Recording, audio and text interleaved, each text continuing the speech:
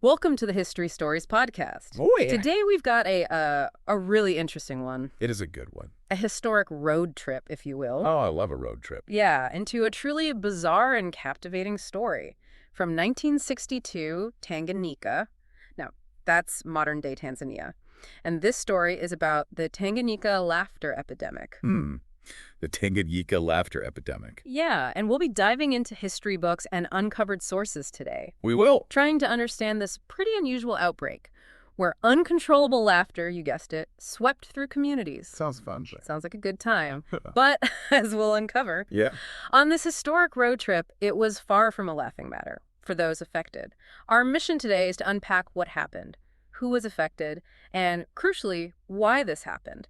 You, our listener, shared your interest in gaining knowledge quickly but thoroughly. Absolutely. And we think this story, with its surprising twists and turns, will absolutely deliver those aha moments. It's a good one. Yeah, as we navigate this very strange chapter of history together. All right, let's do it. Okay, so let's unpack this a little bit by setting the scene. Okay. Early 1962. Tanganyika, newly independent, right near Lake Victoria. And this whole thing kicks off at a mission-run girls' boarding school in Kashasha. That's right. You know, it's fascinating right from the start. I mean, we're talking about laughter not as this joyful release, but as a distressing, incapacitating symptom. It's a real paradox. Yeah.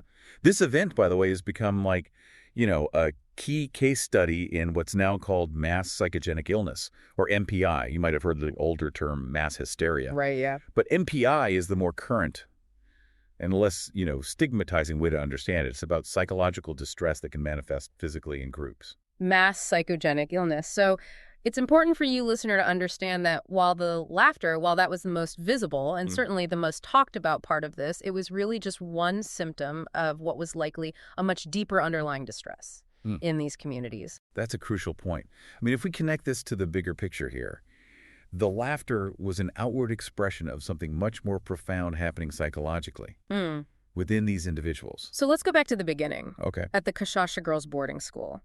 What exactly happened that started this whole chain of events? Well, so according to the history books and uncovered sources, Right. the documented start was around January 30th or 31st, 1962. Oh, wow. It began with just 3 students at the school. Just 3. Just 3. Wow. The reports kind of suggest that these girls simply started laughing uncontrollably, perhaps triggered by something super minor or, and this is possible, totally spontaneously. And then it just spread, almost like a contagious bug.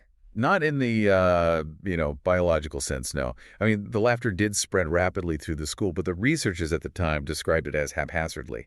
It wasn't confined to just one dormitory or a specific group of students. It seemed to jump through the student population unpredictably.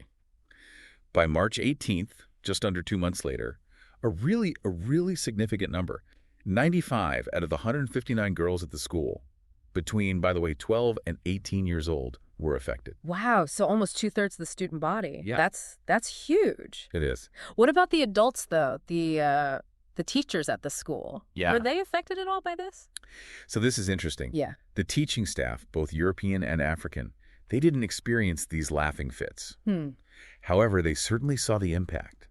They noted that students who were having these episodes were just completely unable to concentrate on their lessons. So you have this school essentially paralyzed by uncontrollable laughter. Yeah. I mean, that sounds like an incredibly difficult situation to manage. What did the school authorities do? So they had to make a tough decision. On March 18th, after about 48 days of this just ongoing disruption, Wow. they decided to just close the Kashasha school and send all the students home. And the intention, we can assume, was to stop whatever was happening in that environment. But as we see in these kinds of situations, trying to contain something by dispersing it doesn't always work, right? It does not, unfortunately. Yeah. Around 10 days after the school closure, so late March, early April, the laughter popped up in Nshamba village, which was about 55 miles west of Bukoba. This was home for some of the girls who'd been sent home from Kashasha. So you can see how the act of trying to isolate this issue actually lead to its wider geographical spread. So the attempt to contain it actually fueled the expansion. Yes. It's a fascinating and somewhat unsettling detail It is. for you to consider. It really highlights the non-biological nature of, a phenomenon like this. Right.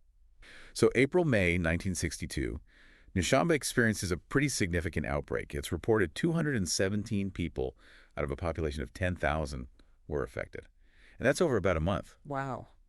What's also interesting to note is that in Nshamba, it wasn't just school children. A majority of those affected were young adults of both sexes.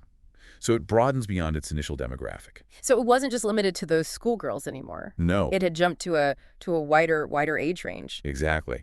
And the researchers at the time, Rankin and Phillip, they noted that by the time they were writing their reports, this is in 1963, the outbreak in Nshamba had subsided. Okay, so one school closed, the laughter spreads to a village. What happens next in this bizarre chain of events? Right. So did Kinshasa ever reopen? Yeah. Yes. They tried to resume activities on May 21st, 1962. Okay. But unfortunately, a second wave of this hit, affecting another 57 pupils. So this led to the school being closed yet again. Right. At the end of June 1962, so for the school where it all began, you have two separate closures. You just kept resurfacing, like an echo of something unsettling. Right, a grim analogy to keep in mind. And the spread continued. So between June 10th and 18th, an outbreak occurs at the Ramasheni Girls Middle School near Bukoba. In that case, 48 out of 154 girls were affected. And that school also had to close on June 18th. Now, importantly, this outbreak was linked to students from Kinshasa. They returned to their homes near the Ramasheni school.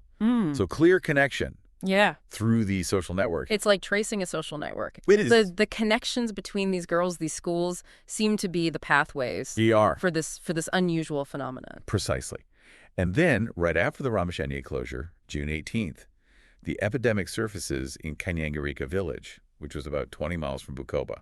The first case there was traced to a student from Ramashenia who was sent home the day before because she was, and I quote from the historical accounts, impossible to control. Oh, wow. Just picture that scene for a moment. You can imagine the disruption, the sheer bewilderment of a young person just overcome with this uncontrollable laughter to the point where they couldn't even stay in school. Exactly. And from this single case, the outbreak spread within her family. Her sister, her brother, mother-in-law, a visiting relative were all affected. Then it jumped to other villagers. Wow. And subsequently lead to the closure of two boys' schools located about 10 miles away from Kanyangirika. So the impact is widening. It's almost domino-like in its progression, isn't it? One connection leads to another, and suddenly whole communities, multiple schools, are impacted by this strange wave of laughter. Right. And, after these initial well-documented waves, the phenomenon continued sporadically. It kept affecting various villages and schools within the region.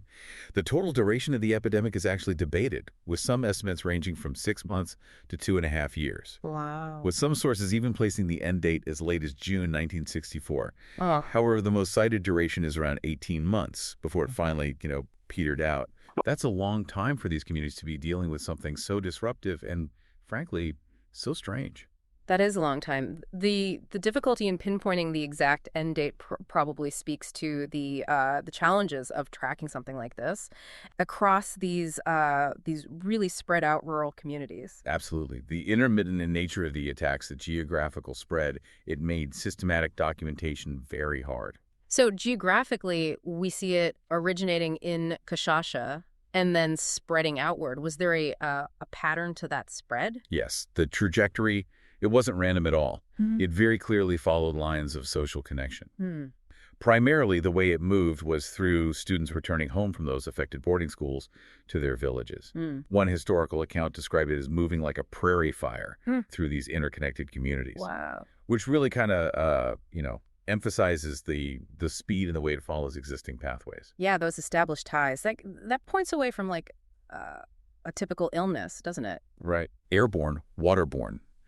Suggests that something else is at play in how this is transmitted. It does. And the key locations affected. So we've got Kinshasa, Nshamba, Ramashenie, Kanyangirika, and those two boys' schools were all within the Bukoba district. In fact, all the main affected areas were reportedly within a 100-mile radius of the town of Bukoba. It was a localized phenomenon, right, but with significant spread.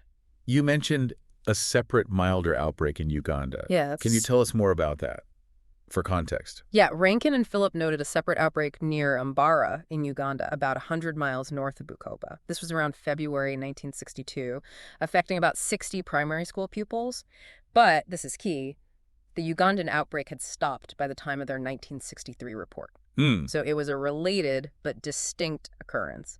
It didn't have the same prolonged impact. Okay, so geographically clustered outbreaks in a similar time frame. Yeah. The transmission pattern primarily from school to home. Yeah, This strongly suggests a psychogenic origin, doesn't it? it does. The schools weren't just initial sites. They became these unintentional vectors when they closed and sent students back into their communities. Exactly. It reveals this really complex dynamic where the very measures taken to try and control it actually facilitated its spread. Yeah. Okay, so we have a good understanding of the when and the where of this strange event. Now let's delve into the what. What did this laughter epidemic look like? What did it look like for the people going through it? It wasn't just like continuous joyful giggling, was it? Not at all. Yeah. Uncontrollable paroxysmal laughter, that was the most prominent symptom. Yeah. But the clinical picture was far more complex. The laughter was frequently accompanied by and often alternated with bouts of crying or sobbing. That's key. It suggests that the underlying state was one of distress, not amusement. Laughter and tears Yeah. together. That paints a very different picture than just, a contagious fit of the giggles. It does. It suggests real upheaval. It does. And beyond that central symptom, you've got a whole range of other reported manifestations. You have significant restlessness, agitation, and sometimes even aimless running. Physical pain was also common, as were instances of fainting. Some reported respiratory problems, probably made worse by the prolonged laughing and crying. Skin rashes were observed in some cases. Wow. And there were reports of screaming. And even, and this is going to sound strange, uncontrollable flatulence. Uncontrollable flatulence. It's true. I mean, that's a detail you don't often hear. It really underscores the loss of bodily control. It does, and Rankin and Phillip also documented occasional instances of violence, particularly when people tried to restrain those having an attack. And some individuals described subjective experiences of fear, like feeling that things were moving around in their head or fear of being chased. So it wasn't just these outward physical symptoms. Right. There was a significant internal experience. So not just these observable physical symptoms, but also these internal feelings of unease, paranoia even? Exactly. But here's where it gets interesting. Yeah. Despite this huge array of symptoms, physical exams conducted at the time show a striking lack of significant abnormal physical signs. No fever was typically detected, although some people did report feeling feverish later on.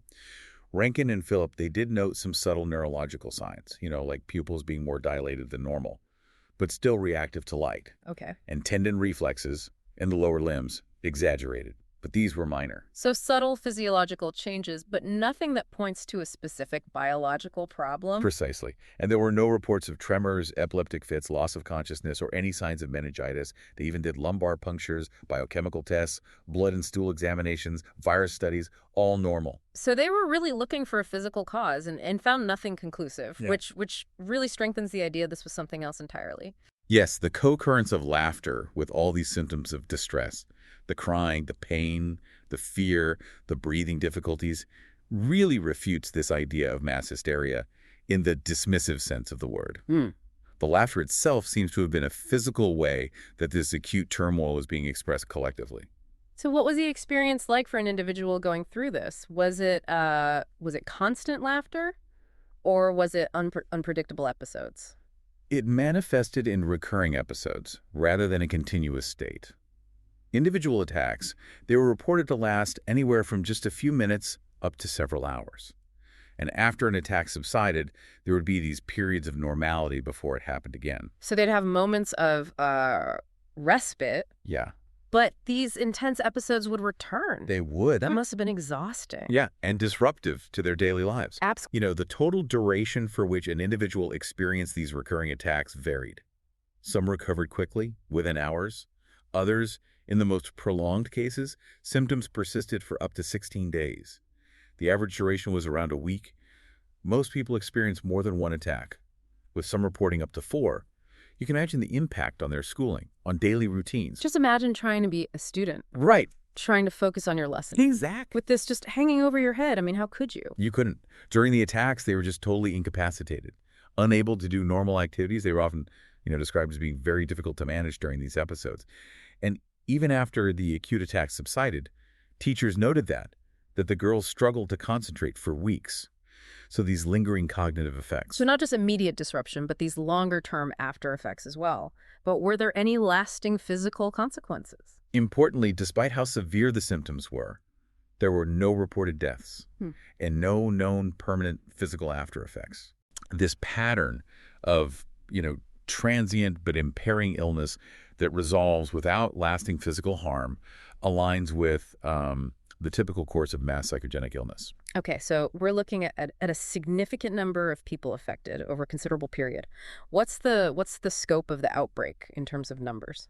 Estimates based on historical records suggest around 1,000 individuals were affected. Wow. Some accounts use broader terms like hundreds or even thousands, but the consistently cited figure is around 1,000 people. And who are the people most affected by this? I mean, was it spread evenly across different groups, different ages? Well, so the initial outbreak was almost entirely confined to adolescent girls, 12-18, at the Kashasha boarding school. As it spread, it continued to affect mostly young people, school children, and young adults of both sexes. Older individuals and men were affected, but they were in the minority. Overall, females were disproportionately affected throughout the entire thing, a pattern commonly observed in documented MPI outbreaks. That skew towards young women being the primary group affected seems significant. It is. Does the research offer any insights into why that might be? Yeah, researchers have explored a few potential contributing factors. One is the social context, where, young women might have had less agency and fewer outlets to express stress or discontent. Institutional settings, like boarding schools, can amplify social dynamics and pressures. The specific ways psychological distress manifests can be influenced by cultural norms and expectations. Right. And it's possible that laughter and crying were culturally available ways for young women to express those intense emotions. That makes sense. You also mentioned an interesting observation about who wasn't affected. Can you remind us of that? Yeah, so Rankin and Phillip observed the apparent immunity of certain groups. Right. They specifically noted no reported cases involving village headmen, police, school teachers, or others who were perceived as having a higher level of education or social standing. It's almost like there was a social boundary Right. to who was susceptible to this phenomenon. Exactly. And it supports the idea that MPI tends to occur more frequently among groups perceived as having lower social status or less control. So the demographic selectivity, concentrating among young females, while seemingly sparing authority figures, reinforces this interpretation of the epidemic as psychogenic. So this wasn't just a strange medical event. No, It had clear social dimensions to who was impacted. it did. Now, let's consider the broader effects. I mean, it must have had a considerable impact, You did. beyond just the individuals experiencing these symptoms. The ripples spread far and wide. Yeah. One of the most significant consequences was the disruption to education in the region. Yeah. 14 schools Wow. were forced to close temporarily Yeah. because of these outbreaks. 14 schools? 14. That's a huge impact on the education of young people in the district. It is. The primary reason, of course, was that the students couldn't learn. Mm. The uncontrollable laughter, the crying, made concentrating impossible. The classrooms became unmanageable. And these closures weren't short-lived. Right. Kashasha closed twice for extended periods. Ramashenye closed. Those two boys' schools near Tanganyika also had to shut down. Significant interference with education across the entire Bukoba district. So the very fabric of daily life in these communities must have been significantly affected. Absolutely. As students, particularly from Kashasha, were sent home, Yeah. the phenomenon spread. Yeah. This disrupted daily life. Some reports even mentioned that, work had to stop as people were just overcome by the symptoms. You can just imagine the fear, the uncertainty There was a lot of it. gripping a community facing something so inexplicable Right. and disruptive. Rankin and Phillips' accounts, they detail that many of those affected expressed being frightened, some even reporting a fear of being chased. The community struggled to understand what was happening, Yeah. resorting to their own cultural frameworks to make sense of it, Right. giving it names, like Enwara Yokusheka, Yeah. the illness of laughing, or even akajanja, which means madness. This terminology reflects their bewilderment and likely, the stigma associated with the condition. There was a belief it was contagious. Some called it a spreading madness. And when people are scared and don't understand the cause of something, they often look for someone to blame, Right, don't they? they do. And the Kashasha school was sued by members of the community for allegedly allowing the children and their parents to transmit the condition. Mm. So this highlights these social tensions and the search for accountability that often accompanies these unexplained events. Right. The event garnered media attention, both locally in Tanganyika and possibly internationally, which probably amplified the awareness and the anxiety. So the overall community reaction, it was this mix of fear, attempts to understand it by giving it names, assigning blame, and this huge disruption to everyday life. The pervasive fear itself could have been a contributing factor, potentially making people more susceptible. Right. And the perception of it as madness might have influenced how people experienced and reported their symptoms and whether they sought help. It sounds like a community under immense psychological stress, trying to cope with something totally outside their realm of understanding. Yeah. So let's get to the core of this. What is the scientifically accepted explanation for what caused this laughter epidemic? Okay. We've touched on it, but can you lay it out for us? The prevailing diagnosis, based on the initial investigations and right up to our modern understanding, is mass psychogenic illness, or MPI, also historically known as mass hysteria. So Rankin and Phillip, Right. in their 1962-63 study, they meticulously ruled out infectious agents. They found no evidence of toxins. Their conclusion, based on the evidence, was mass hysteria in a susceptible population. And that initial diagnosis from the time has been validated and refined by more recent research. Yes, overwhelmingly supported by research in psychology, sociology, medicine. MPI is understood as the rapid spread of illness symptoms within a group, where psychological distress manifests physically and is transmitted through social contagion, Okay. not a virus, Right. not bacteria.